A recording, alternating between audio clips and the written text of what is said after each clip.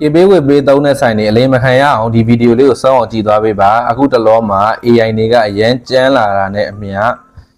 လိမ်လည်မှုလေးရှိတယ်ဘယ်လိုလိမ်လည်မှုလဲဆိုလို့ရှိရင် AI ကိုဒီ KP ဝေပေးပြေစာအတုထုတ်ခိုင်းတာမျိုး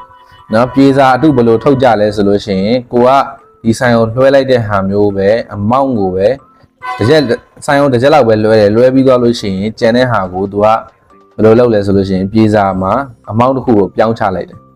ကိုကတစ်ချက်လွှဲတဲ့နေရာမှာ AI ကိုဘယ်လိုပြောလိုက်လဲဆိုလို့ရှိရင်ဒီတစ်ချက်ကို9သိန်းအဖြစ်ပြောင်းပေးပါ2သိန်းအဖြစ်ပြောင်းပေးပါဒီလိုမျိုးပြောင်းခိုင်းပြီးတော့ဒီပြေစာအတုလုပ်တာပေါ့နော်တချို့ဆိုလွှဲတာမလွှဲအဲ့တစ်ချက်တောင်မလွှဲပါဘူးဒီတိုင်းပြေစာအတုလုပ်ချလိုက်တယ်အဲ့ AI နဲ့ပဲ AI ကလည်းအရန်ကိုတည်သက်လှပတဲ့အတွက်လုံးဝမသိနိုင်စရာအကြောင်းမရှိဘူးပေါ့နော်အဲ့တော့အဲ့လိုမျိုးအလိန်ခံနေရတာတွေအရန်များနေတယ်အဲ့တော့အဲ့လိုမျိုးအလိန်မခံရအောင်လို့ကိုစီဝင်လာတဲ့ KP ပေါ့နော်ကိုက KP လက်ခံတယ်ဆိုလို့ရှိရင် KP ကိုဘယ်လိုစစ်မလဲဆိုလို့ရှိရင်ငွေလွှဲပြေစာနံပါတ်ပါတယ်အဲ့ငွေလွှဲပြေစာနံပါတ် transaction number လို့ခေါ်တာပေါ့နော်အဲ့နံပါတ်ကဒီငွေလွှဲတစ်ခုလောက်တိုင်းမှာနံပါတ်တစ်ခုအသစ်ပေးပါတယ်ဒါဘဏ်ကချပေးတဲ့နံပါတ်ပါဒါကဘယ်သူမှအတုလုပ်လို့မရတဲ့နံပါတ်ပေါ့နော်အဲ့ဒီနံပါတ်ကငွေလွှဲပြေစာသူပေးတဲ့ screenshot နဲ့ကိုယ့်စီမှာဝင်လာတဲ့ငွေမောင်းနဲ့ကြည့်မယ်ပြီးသွားလို့ရှိရင်အဲ့ဒီသူပို့လိုက်တဲ့နံပါတ်နဲ့ကိုယ် KP ထဲမှာရှိတဲ့သူဝင်လားဆိုတဲ့နံပါတ်မရှိထားဘူးသူဝင်တယ်ဆိုတဲ့နံပါတ်သူပို့တဲ့နံပါတ်မရှိထားဘူးဆိုရင်ပြေစာနံပါတ်နဲ့ငွေလဲဝင်လာတာမရှိဘူးဆိုလို့ရှိရင်အဲ့ဒါအတူပါလိန်ထားတာပါအဲ့တော့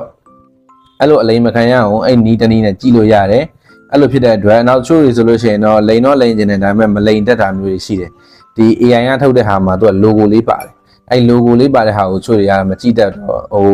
လိန်တော့လိန်ကျင်တယ်ဒါပေမဲ့မသိတော့အဲ့ AI အတိုင်းပို့လိုက်တော့အဲ့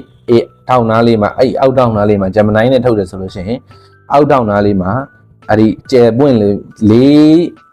အချွန်လေးခုပါတယ်ကျယ်ပွင့်လေးတစ်ခုပါတယ်အဲ့လိုမျိုးလေးဆိုလို့ရှိရင်တော့ဒါ AI နဲ့ထုတ်တာဆိုတာတန်းသိရတာပေါ့နော်ချို့ကြတော့အဲ့ဒါကိုနီးပညာနဲ့ချင်းပို့သိတော့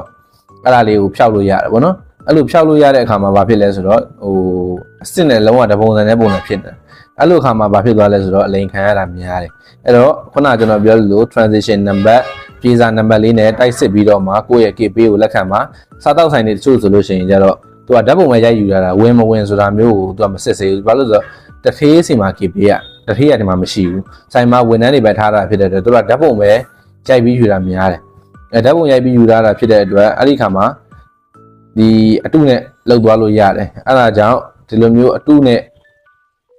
လှုပ်လို့မရအောင်လို့အဲ့လိုမျိုးပြေစာလေးတွေကိုတိုက်စစ်မှာပဲအဆင်ပြေလိမ့်မယ်နော်အဲ့လိုမျိုးဒါကကျွန်တော်မြင်နေတဲ့